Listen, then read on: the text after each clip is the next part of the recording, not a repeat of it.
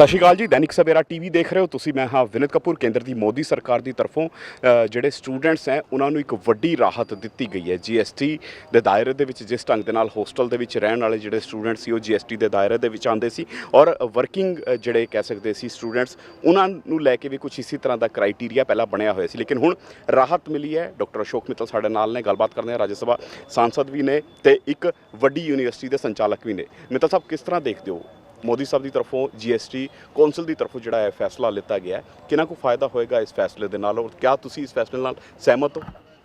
देखिए, जो GST council ने प्रधानमंत्री श्री मोदी जी की अगुवाई के अंतर्गत ये जो एक फ़ैसला लिया है, इसके दूरगामी प्रभाव होंगे, बहुत अच्छे प्रभाव होंगे। स्टूडेंट्स कम्युनिटी को, वर्किंग प्रोफेशनल्स को GST से तकरीबन 30,000 रुपये प्रति वर्ष की राहत मिलेगी। तो भारत सरकार का ये बहुत ही बोल्ड फैसला है, हम इसकी सराहना करते हैं और भारत सरकार को, माननीय प्रधानमंत्री जी को, GST कौंसिल को मुबारकबाद देते हैं कि उन्होंने इतना एक बोल्ड डिसीजन लिया है। लंबे समय तो स्टूडेंट सी इसी तरह की डिमांड सी कि उन्होंने थोड़ी बहुत राहत दी जाए, घट्टो घट्ट GST के दायरे तो बाहर कढ़ाया जाए। पहला होंदा सी कि ਜਿਹੜੇ कैंपस ਦੇ ਵਿੱਚ ਰਹਿ ਰਹੇ ਉਹਨਾਂ ਦੇ ਉੱਪਰ ਕਹਿੰਦੇ GST ਨਹੀਂ ਲੱਗਦੀ ਸੀ, ਬਾਹਰ ਜਿਹੜੇ ਰਹਿੰਦੇ ਸੀ ਉਹਨਾਂ ਦੇ ਉੱਪਰ GST ਲੱਗਦੀ ਸੀ। ਹੁਣ दोनों कैटेगरियाँ ਜਿਹੜੀਆਂ ਨੇ ਉਹ ਬਾਹਰ कर ਦਿੱਤੀਆਂ ਗਈਆਂ। हाँ जी, बिल्कुल। कैंपस के अंदर तो पहले से ही बाहर थी, लेकिन कैंपस के बाहर काफ़ी बच्चे रहते हैं। पूरे हिंदुस्तान में रहते हैं और ख़ास तौर पे बड़े शहरों में जैसे दिल्ली है और है, इनमें बहुत ज़्यादा रहते हैं। एक और बहुत बड़ा सिस्टम है जिसको हम भूल रहे हैं, जो कोचिंग सेंटर में बच्चे पढ़ते हैं। कोचिंग सेंटर के बच्चों को GST से राहत पहले नहीं थी, लेकिन अब उन सबको भी राहत होगी। वो भी मेरे ख्याल 50 लाख बच्चा होगा जो कोचिंग लेता है पूरे हिंदुस्तान में, उससे ज़्यादा ही होगा। एक वर्किंग प्रोफेशनल्स थे, जो बच्चा पढ़ के जॉब कर रहा है कहीं, जो कि करोड़ों की संख्या में है, उनको कोई राहत नहीं थी, उनको भी पूरी राहत मिल गई है। तो करोड़ों विद्यार्थियों को इसमें राहत मिलने जा रही है, विद्यार्थियों को और वर्किंग प्रोफेशनल्स को।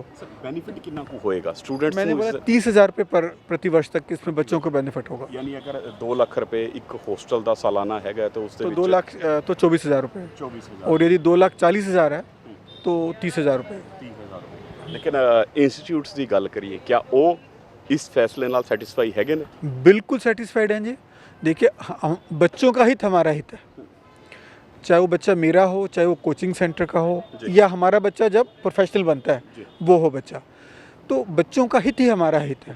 तो हम सभी बड़े खुश हैं, सभी इंस्टीट्यूशंस, कॉलेजेस, यूनिवर्सिटीज़ बड़े खुश हैं, बच्चे खुश हैं, वर्किंग प्रोफेशनल खुश हैं, कोचिंग सेंटर में जो बच्चा जाता है वो खुश है, ऑफ कोर्स सबसे ज़्यादा उनके पेरेंट्स खुश हैं।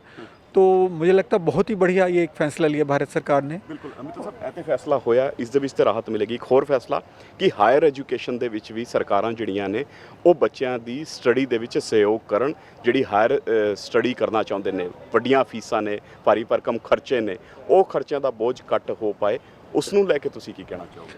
देखिए, जहाँ तक सरकारी कॉलेजेस, सरकारी यूनिवर्सिटीज़, सरकारी अदारों की बात है, वहाँ तो फीस स्ट्रक्चर वैसे काफ़ी कम होता है, क्योंकि वो भारत सरकार या स्टेट गवर्नमेंट्स अपने बजट से उसको सब्सिडाइज करती हैं, वो पेमेंट्स करती हैं उनकी।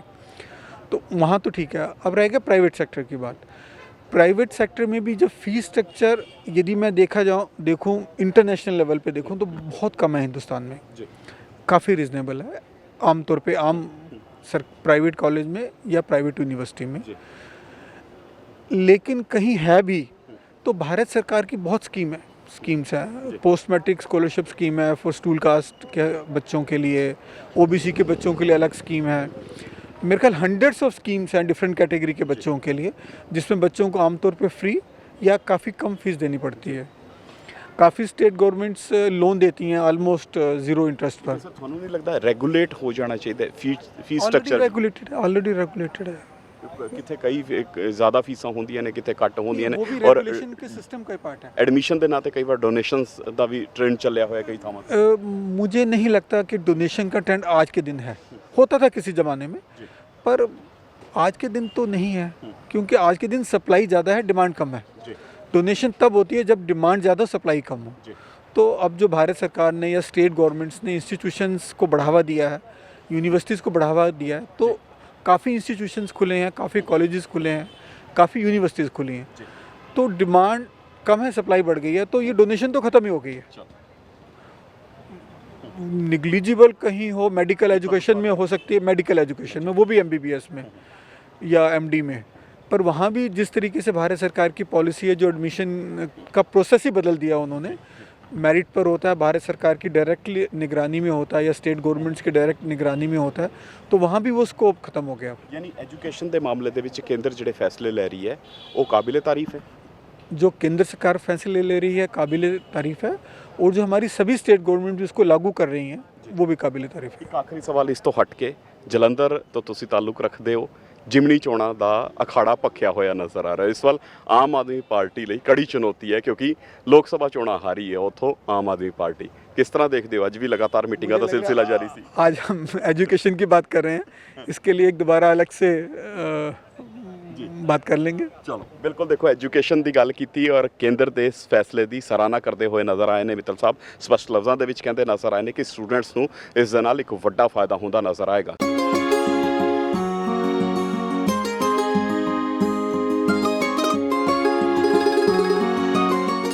Well, this is the moment very cherished for myself because the new Modi government, our own finance minister Nirmala Sitharaman is making up so much for us ourselves as students. They are thinking for us students because this financial burden upon this parents which were being applied before, the 12% barricade onto this GST, for example, on the hostel fees, which the hostel which are outside the premises of education system, educational environment.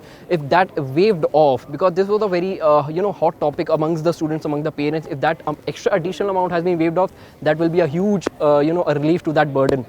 And especially talking about the students which are studying for their professional education, for example, for maybe some preparation for IAS, maybe some preparation from NEET, even JEE, even any entrance exam, they are supposed to take the hostel of course. If that additional amount has been waived off, they can invest that amount in their own food or maybe their own commodities, so that the burden which was applied before the governments had taken the decision by the other governments in previous past history of India have been if this Modi government is thinking for us, that's a very huge blessing for me, and I guess I'll be seeing their initiatives, and I'll be too much excited. They are thinking for us students. Thank you. Sir, जो decision हमारी government ने लिया है वो एक बहुत ही अच्छा decision है। जो हमारा जीएसटी पहले 18% होता था, अब वो घट के 12% हो गया है, जिसकी वजह से जो हमें पैसे देने पड़ते थे अपनी ट्यूशन के लिए या फिर अपनी एजुकेशन के लिए, वो बहुत ही रिड्यूस हो गया है। 20,000 से लेके 2.5 लाख तक का हमें फ़ायदा हुआ है इस चीज़ को लेके। एंड आई थिंक दैट हमें ये चीज़ और भी अफोर्डेबल मिलने लगी है। एंड जो स्टूडेंट्स बाहर जाते थे अपनी एजुकेशन परस्यू करने के लिए दूसरे कंट्रीज़ में एक रीज़नेबल प्राइस में, अब वो यहाँ रह के अपनी एजुकेशन उसी सेम प्राइस रेट पे या फिर उससे भी कम में परस्यू कर सकते हैं। ये जो डिसीजन आया है मिनिस्ट्री से, ये डिसीजन बहुत ही अच्छा डिसीजन है और महत्वपूर्ण डिसीजन है, क्योंकि इस डिसीजन से जो स्टूडेंट्स है, जो बच्चे हैं, उनका पढ़ाई में तो बहुत अच्छा होगा ही। बस पढ़ाई की बात नहीं है, अगर हम बात करें उनकी हायर एजुकेशन का, तो आजकल बहुत बच्चों में बोझ रहता है। हायर एजुकेशन में जो पढ़ाई होता है, उच्च शिक्षा जो बोलते हैं, उसमें बहुत फ़ीस लगते हैं, तो उस फ़ीस का थोड़ा सा राहत मिलेगा बच्चों को।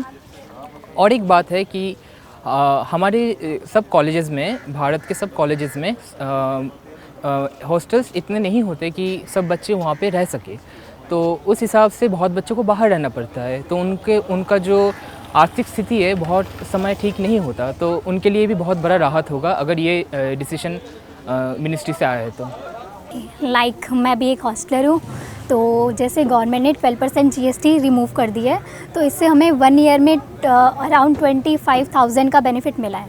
तो मैं जैसे बीटेक कर रही हूँ, तो इसमें अराउंड 4 इयर्स में मुझे 1 लाख का प्रॉफिट मिल सकता है। अब जैसे हम सभी को पता है, रिसेशन काफ़ी चल रहा है मार्केट में, और रिसेशन की वजह से जो जॉब्स हैं वो काफ़ी कम हो चुकी हैं। अब बहुत बच्चे हैं जो बिज़नेस करना चाहते हैं, स्टार्टअप करना चाहते हैं, तो ये जो 1 लाख रुपीज़ है उससे हम इन्वेस्ट करके कहीं पे और कुछ अच्छा सा काफ़ी प्रोडक्टिव कर सकते हैं। सो मैं यही कहूँगी कि गवर्नमेंट ने ये करके काफ़ी अच्छा किया।